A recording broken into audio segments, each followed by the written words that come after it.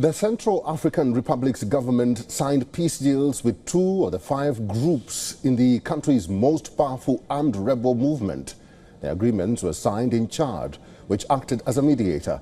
The 2 predominantly Fulani armed groups that signed peace agreements are the Union for Peace in the Central African Republic, or UPC, and the C.A.R, Return, Reclamation and Rehabilitation Group. And by the way, the president, Faustin Touadera, has announced his intentions of running for a 3rd term. Here's our cover report from Bangui.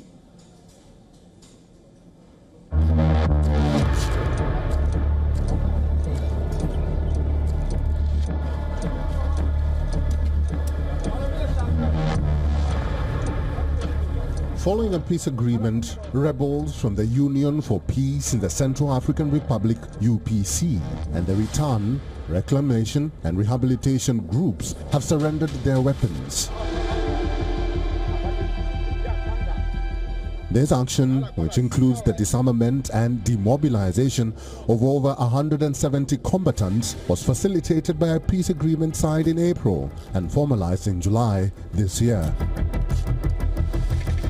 The agreement also includes the dissolution of the rebel groups and a commitment to participate in the country's peace and reconciliation process.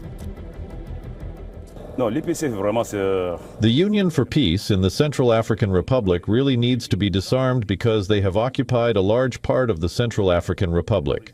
This is why President Faustin Touadera reached out to them, inviting them to come, because there has been an increase in insecurity in certain areas, meaning that people were unable to move around freely.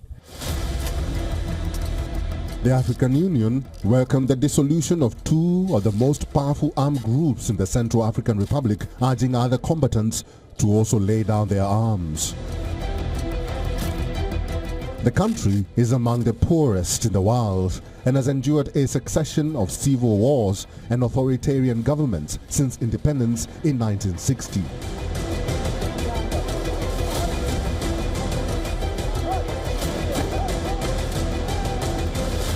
Despite a 2019 peace deal between the government and 14 rebel groups, several armed factions continue to fight and claim authority over parts of the country. The Central African Republic's latest civil war started more than a decade ago. The government has secured the main cities and violence has subsided in recent years. But fighting occasionally erupts in remote regions between rebels and the National Army, which is backed by Russian mercenaries and Rwandan troops. I believe that the process will continue so that all Central African population can benefit from lasting peace and tranquility in the conduct of their daily activities. The surrender happened as President Faustin Touadera announced his candidacy for a 3rd term in December's elections. Touadera was first elected head of state in 2016 after French military intervention and the subsequent deployment of United Nations peacekeepers ended a bloody civil war that flared along sectarian lines. He won re-election in 2020 in a poll marked by unrest and opposition allegations of fraud.